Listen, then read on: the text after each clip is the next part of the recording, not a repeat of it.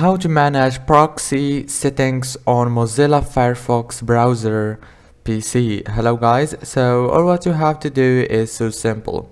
Go to Firefox browser. This is the home page as you can see. Now go to the top corner right here, click on those three lines.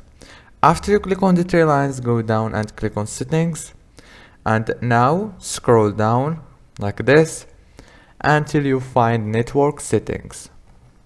Click here on settings, and here as you can see you will find the proxy access to internet. You can manage now your proxy easily and fast. If this video was helpful, please don't forget to like and subscribe, and thank you so much for watching.